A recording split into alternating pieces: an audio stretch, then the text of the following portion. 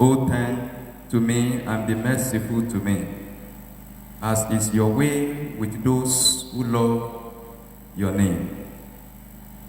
God is spirit, and those who worship him must worship in spirit and in truth. Dear people of God, we have come together as the family of God in our Father's presence to offer him praise and thanksgiving, to hear and receive his holy word, to bring before him the needs of the world, to ask his forgiveness of our sins, and to seek his grace. And through his Son, Jesus Christ, we may give ourselves to his service. Let us confess our sins in penitence and faith, firmly to resolve to keep God's commandments. Please, let us kneel upon our knees. The words of General Convention together. Almighty God, our Heavenly Father, we have sinned against you and against our neighbors in thoughts and words and deeds, through negligence, through weakness, through our own deliberate faults. We are truly sorry and repent of all our sins. For the sake of your Son, Jesus Christ, who died for us, forgive us all that is past, and grant that we may serve you in newness of life, to the glory of your name. Amen.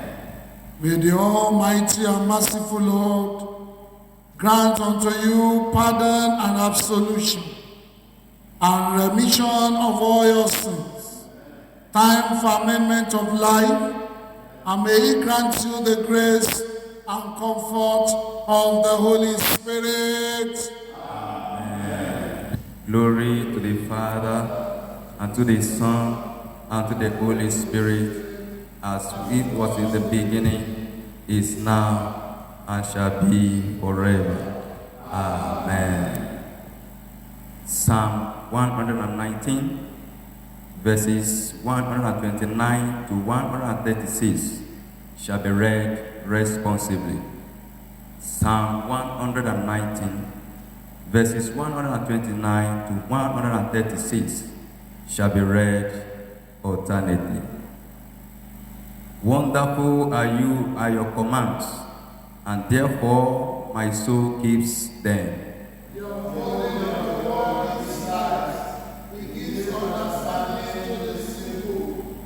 I open my mouth and draw in my breath, for I yearn for your commandments.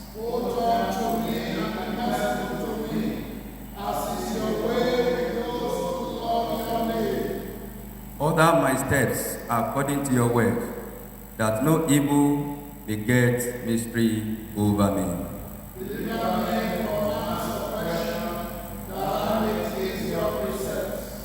Make your face shine upon your servants, and teach me your statutes.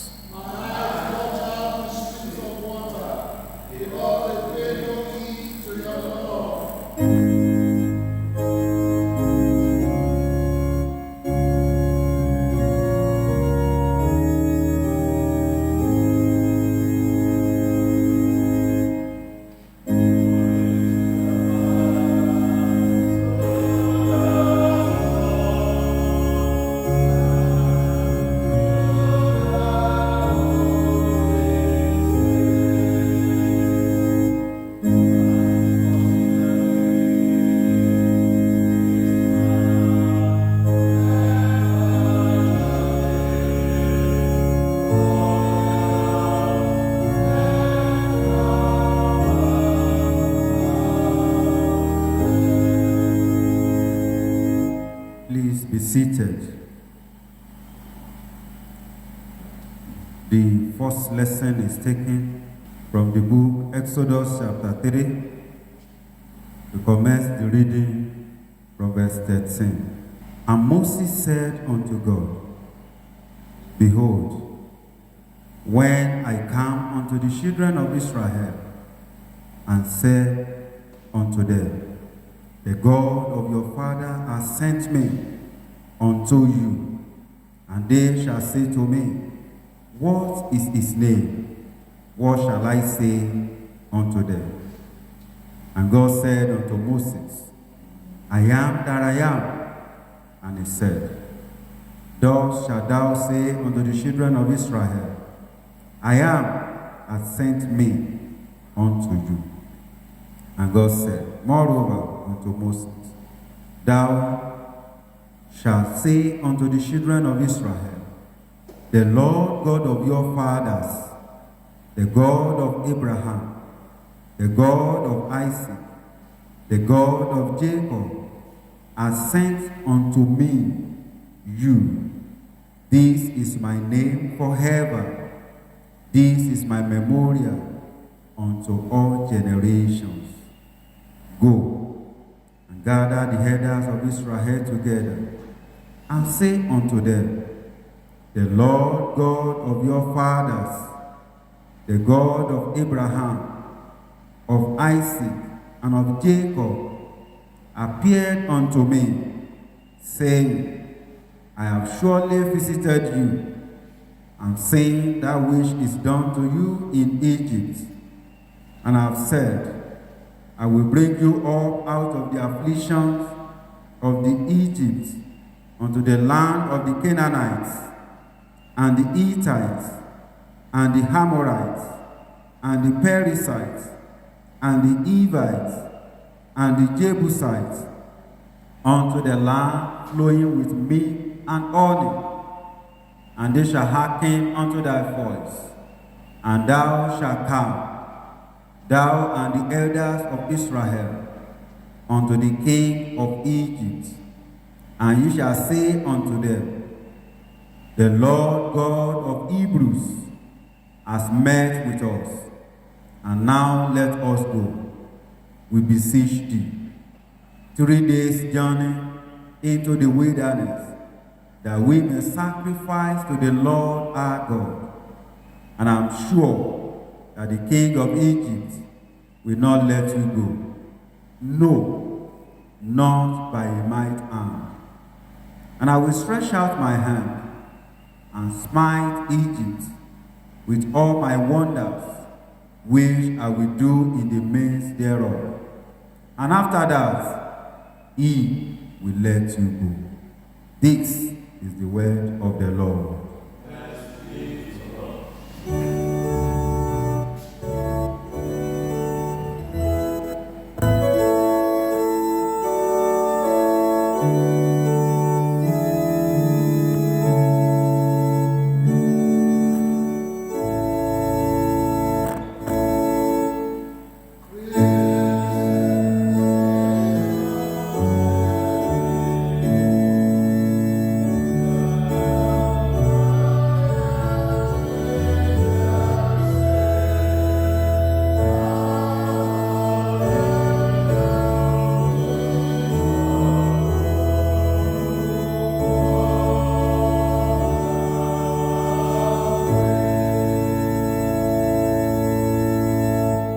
Please be seated. The second lesson is taken from Matthew chapter 10. Start to read from verse 16. Matthew chapter 10. We start to read from verse 16. Behold, I send you forth as sheep in the midst of wolves. Be therefore wise as serpents, and harmless as doves. But beware of men, for they will deliver you up to the councils, and they will scourge you in their synagogues. And ye shall be brought before governors and kings for my sake, for a testimony against them and the Gentiles. For when they deliver you up, take no thought how or what ye shall speak, for it shall be given you in that same hour what ye shall speak.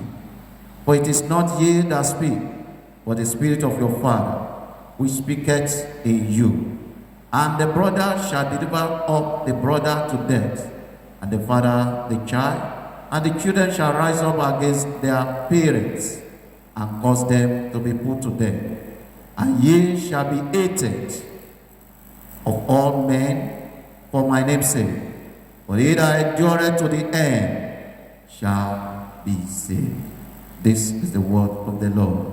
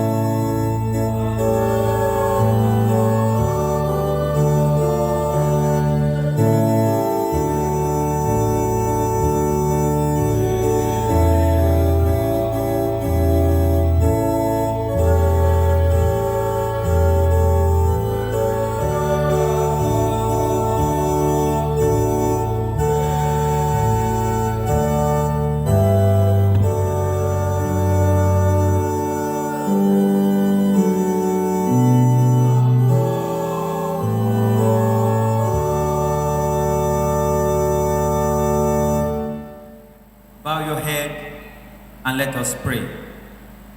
Thank you, O Lord, our Father, for your grace to see the last Sunday in the month of August.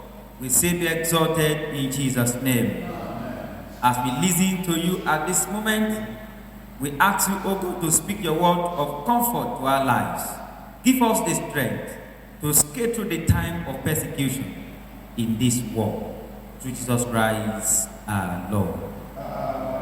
Please be seated. I want to appreciate our Father and God for this opportunity to speak the word of God to his people this morning. It is my prayer, my Lord, that the grace of God will continue to multiply in your life and ministry in Jesus' name. Beware of men, for they will deliver you up to councils and flog you in their synagogues, and you will be dragged before governors and kings for my sake, to bear testimony before them and the Gentiles. Matthew chapter 10, verse 17 and 18. And the topic for this sermon this morning is Christian response to persecution.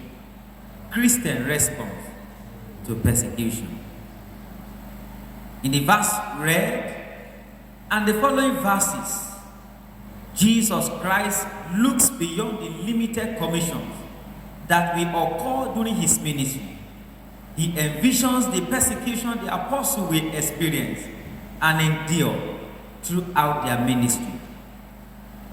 Persecution could be defined as the act of campaign to subjugate or eliminate a person, specific group of people, often based on race or belief system.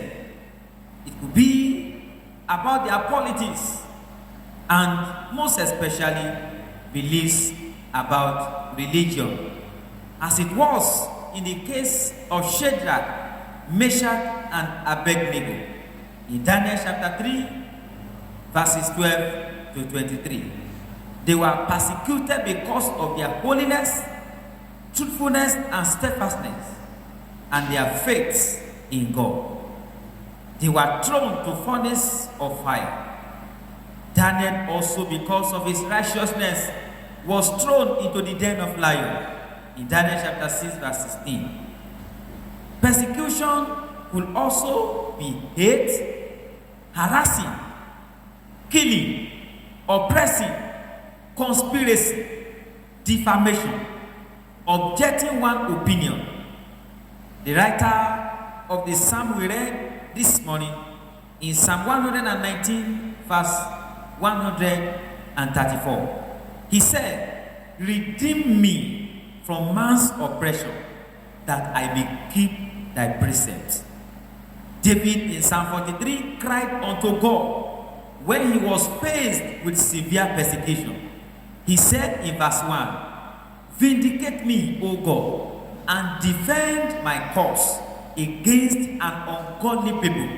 From deceitful and unjust men, deliver me." Persecution could also be unwillingness to see one for one reason or the other. In the history of Christianity, persecution had been part of the experience of the Christian. For more than 300 years after the birth of Christianity, the Christian church suffered persecution. It was a very painful experience at that time. Many church fathers lost their lives up to the time of the apostles of Jesus Christ. The joy in the midst of this danger and severe persecution was that the church of Christ was also growing, and it became fruitful to the kingdom of God, for the name of Christ spread nearly everywhere, especially in the Roman Empire. Nearly all the apostles of Jesus Christ died a painful death, all because of persecution. For instance, James the Great was beheaded by Herod in Jerusalem. Mark was dragged to pieces by the people of Alexandria. Luke was hung on an olive tree. John the Baptist was beheaded by Herod through the request of Herodias. Stephen was cast out of the city and stoned to death, just to mention a few. As it was in those days, so it was even in this generation. Faithful Christian has not been freed from persecution. Jesus Christ himself had prepared the mind of his faithful even for this. He said in John chapter 16 verse 33, "I have said this to you, that in me you may have peace. In the world you will have tribulation, but be of good cheer. I have overcome the world." Paul the apostle, who went through severe and several various degrees of persecution at Antioch, Iconium, and Lystra, said in 2 Timothy chapter 3 verse 12 that indeed all who desire to live a godly life in Christ Jesus will suffer persecution. This is to say that persecution is inevitable in the Christian journey of the faithful. In Matthew chapter 5 verse 10, Jesus also said, "Blessed are those who are persecuted for righteousness' sake, for theirs is the kingdom of heaven." May I say at this juncture that one of the marks that confirm that you are a Christian indeed is the presence of persecution in the journey of your Christian life and the ability to skate through it. Therefore, do not be surprised of your rejection, hatred, and oppression that you may be facing at this time.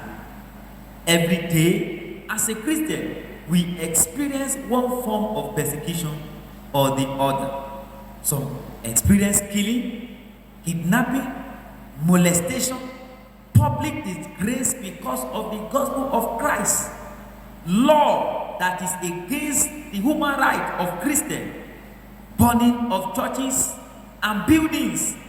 Today, even Christians go against fellow Christians because the Bible says Brothers will kick against even his brother. What about ethnicity that is rooted among the Christians? People of God, how then should we now respond to persecution? Number one, we should learn from Christians of old. They glory in their humiliations for the sake of the gospel. They remember the word of Christ and wholeheartedly they believe in it. Jesus said to them, "Blessed are those who are persecuted for righteousness' sake, for theirs is the kingdom of heaven. Blessed are you when men revile you and persecute you and utter all kinds of evil against you, falsely on my account. Rejoice and be glad, for your reward is in heaven. For so men persecuted the prophet who were before you." Matthew chapter 5, verses 10 to 12. They heard unto this promise of Christ.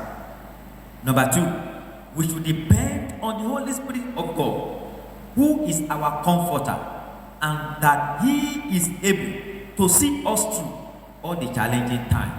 Jesus said in Matthew chapter 10, verse 19 and verse 20, "When they deliver you up, do not be anxious how you are to speak or what you are to say. For what you are to say will be given to you in that hour. For it is not you who speak, but the Holy Spirit who speaks through you." Number three, we should not relent in our prayer at a time of persecution. Matthew chapter 5, verse 44. Jesus said, "But I say to you, love your enemies and pray for those who persecute you." Also in Romans chapter 12, verse 14, the Bible says, "Bless those who persecute you. Bless and do not curse them." Number four, endure to the end. Hebrews chapter 12, verse 2 says, "Looking to Jesus, the pioneer and the perfecter of our faith, who for the joy that was set before him endured the cross, despising the shame, and is seated at the right hand of the throne of God." Number five, forgive your persecutors.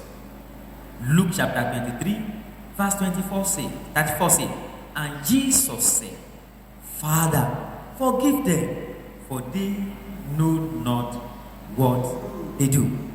Brethren, do not be moved and your faith shake when passing through the time of persecution. Do you know that persecution strengthens, empowers, and gives our faith hope to continue in God? It prepares the elect for the second coming of Christ. It gives the blessings of the kingdom of God, and above all, it assures us of the crown of life. For blessed is the man who endures persecution, for when he has stood the test, he will receive the crown of life, which God has promised to those who love him. As I conclude this sermon, people of God, do not forget, it is not a thing that is shameful to be persecuted as a Christian. For our steadfastness and our uprightness is not a ticket that we are free from persecution, but it is certain that he will not leave us at a time of persecution. He will make a way for escape.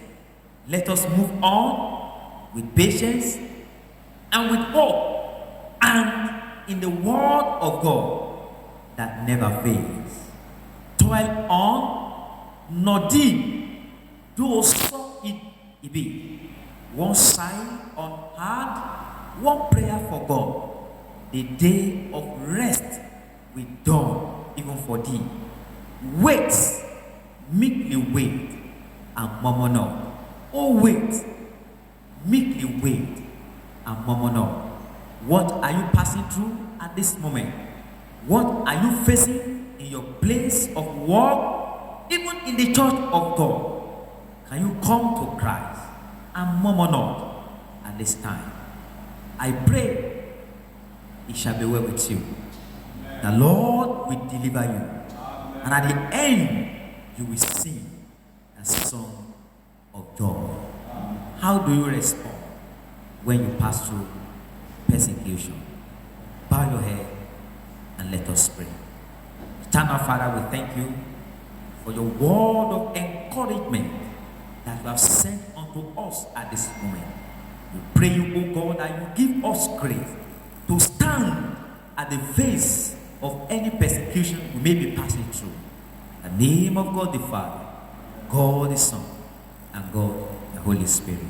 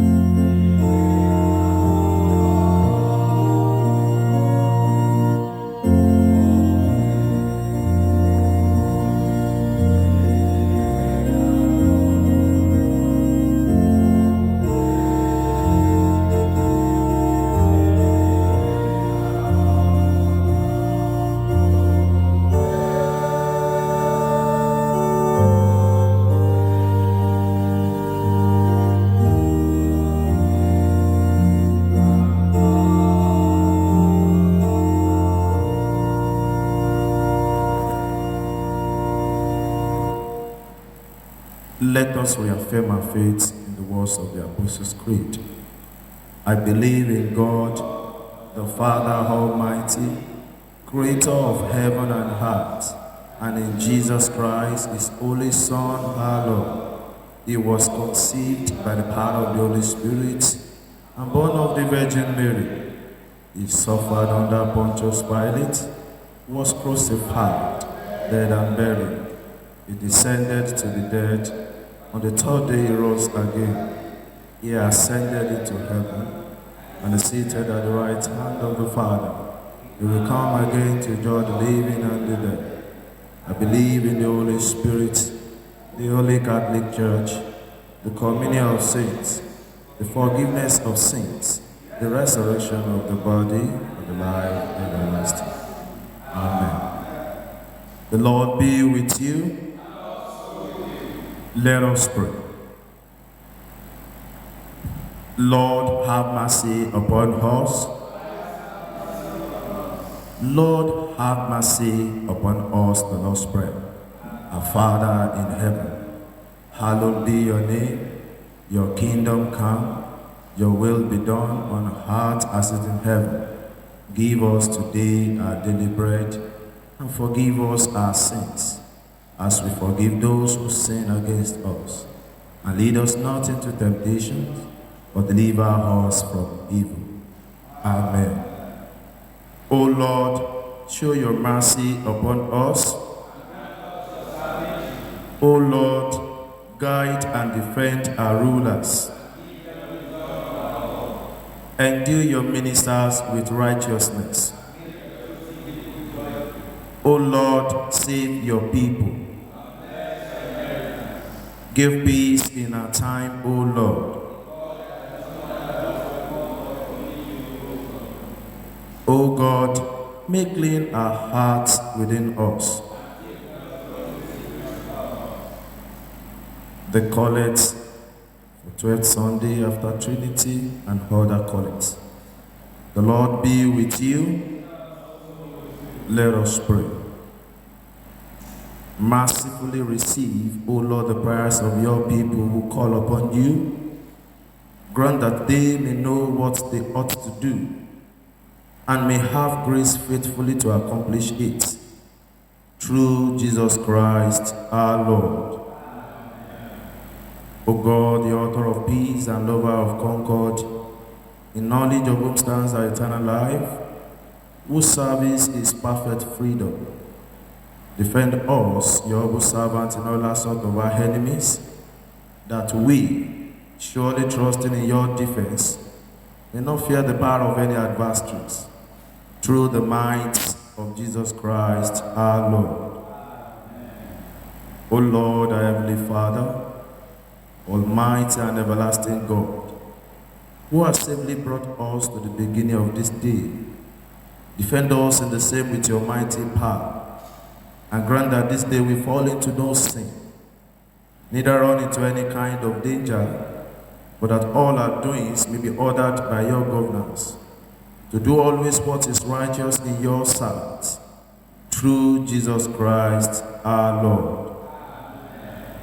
In the continuations of our prayers, we shall pray for our country, Nigeria, the Church Universal, and other prayers. The Lord be with you.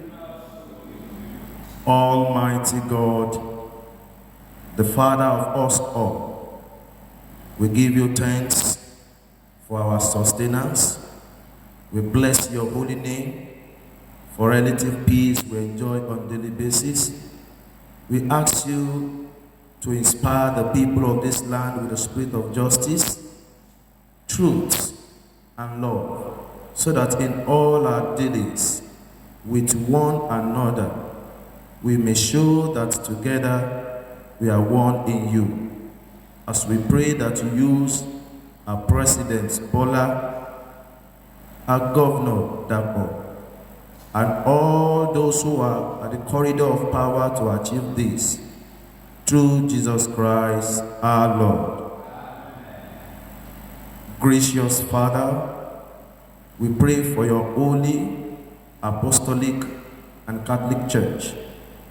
Fill it with all truth and with all peace. Where it is corrupt, purify it. Where it is in error, correct it. Where it is in anything that is amiss, reform it. Where it is right, strengthen it.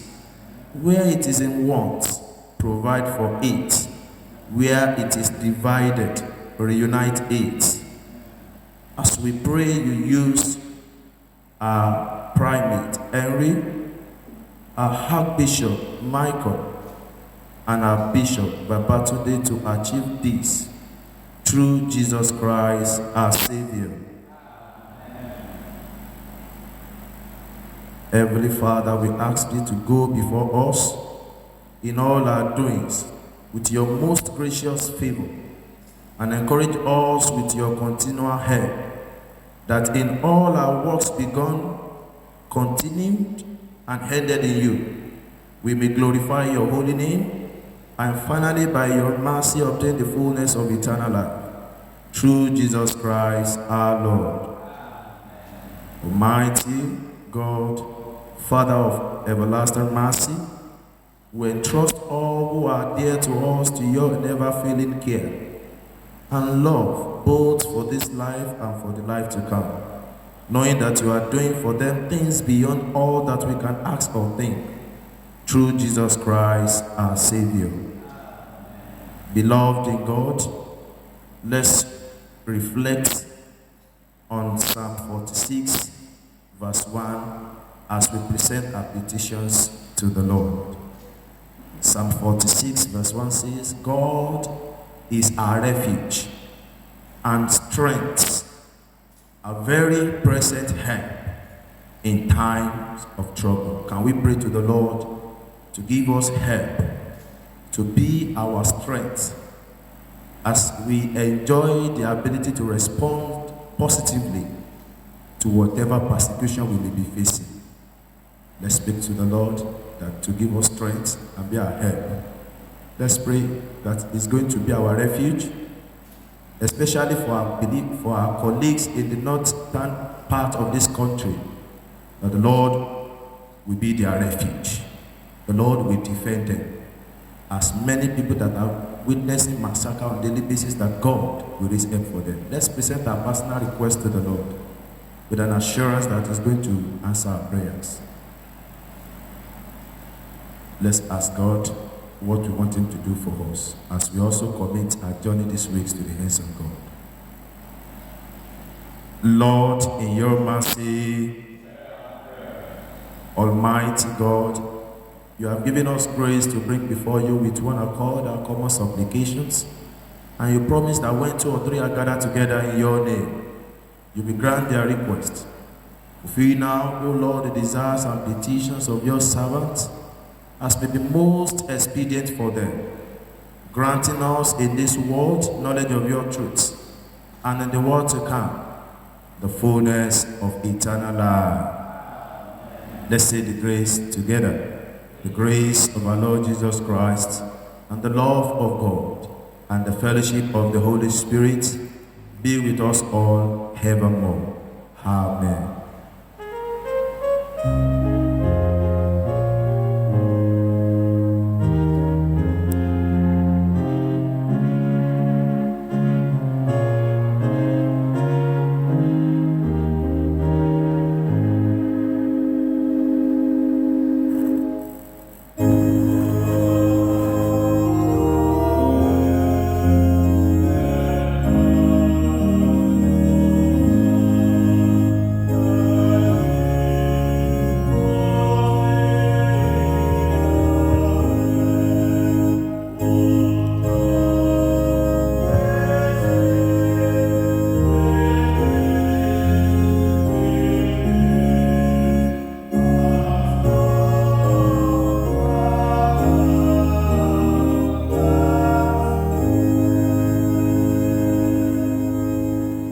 Such we pray you, O Lord, these our gifts and our offerings, which we bring as a token of love and gratitude.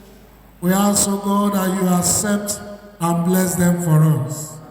Open the windows of heaven upon our work. Minister to the point of our needs in the name of Jesus. And as many as are in covenant with you, Lord, they will never be put to shame in the name of Jesus. Bless us and accept us and our offering. Make us useful even for the enlightenment of your kingdom. Through Jesus Christ our Lord.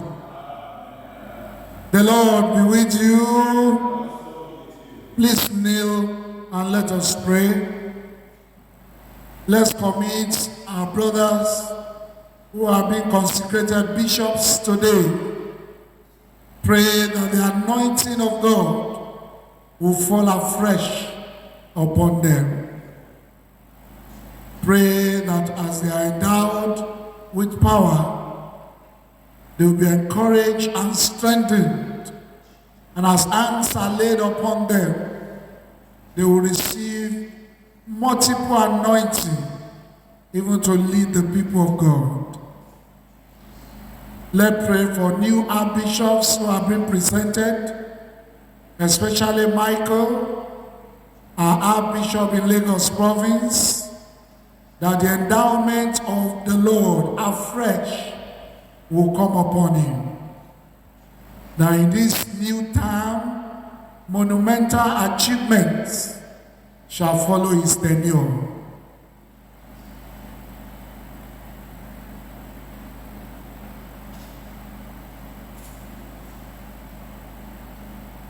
I want you to pray for yourself.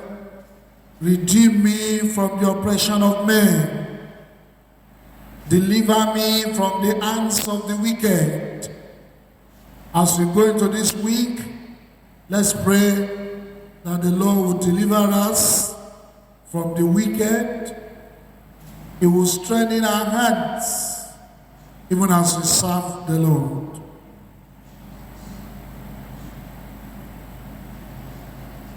O God, our refuge and strength, who art a very present help in trouble, have mercy upon your church in the midst of oppression and persecution. Deliver your people by your mighty hands from the tyranny and wrong of wicked people. Keep us faithful in the hour of trial. Restore us the blessings of freedom and peace. Look with mercy, O God, upon our brethren who are witnesses for you amidst the conflicts of faith and people, and upon those who suffer for your name and gospel. Give them patience, constancy, and steadfast hope. May them mediators in a time of strife, turning the hearts of those at enmity, that your kingdom may be advanced and your church strengthened. We pray, Lord, that you remember us even as we face hardship, danger, and persecution in this country. Uphold us in your mercy.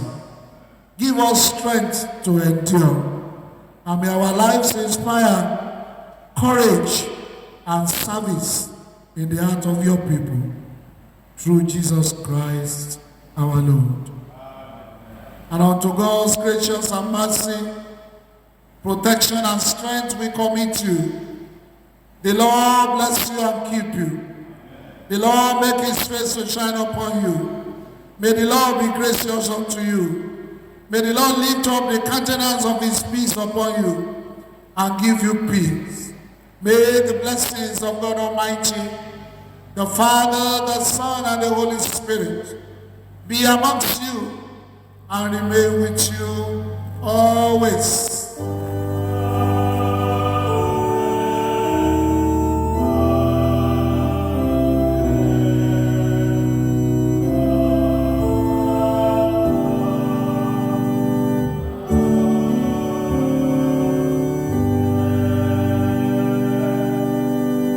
Shall we rise and take a memory verse?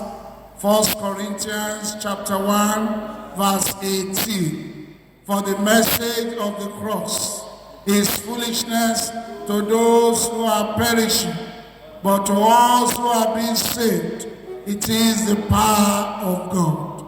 No cross, no cross, no cross.